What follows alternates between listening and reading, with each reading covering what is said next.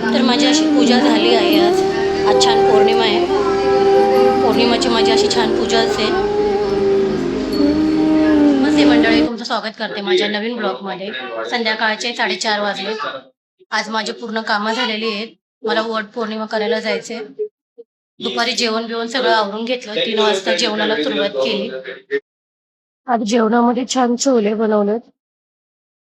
छोले बनवून झालेत, आता पुरी बनवायची आणि छान खीर पण बनवली.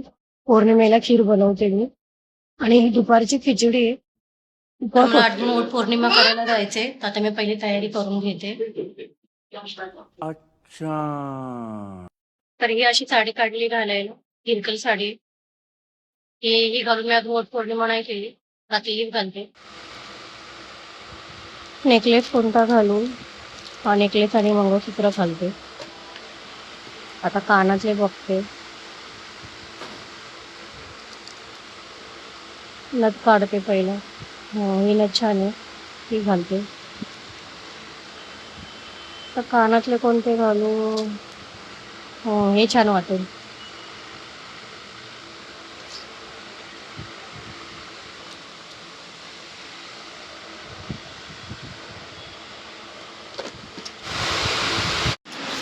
पूजेचं सगळं सामान पॅक करून घेतलंय, कारण आपल्याला मंदिरात जायचंय, लांब जायचंय, म्हणून सगळं पॅक करून घेतलं.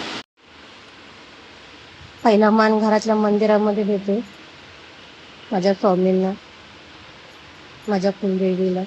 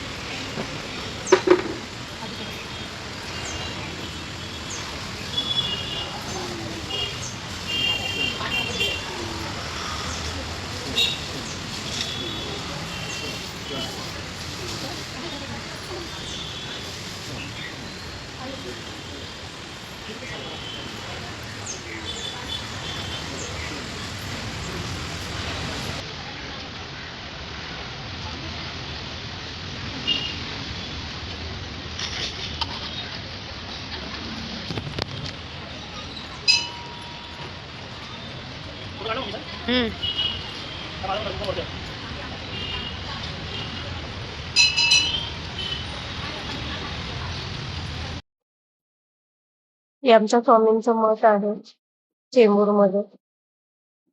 आज मी खूप लकी आहे का मला जिथे वट पौर्णिमा करायला स्वामींच्या मठामध्ये माझा वट पौर्णिमा झाली.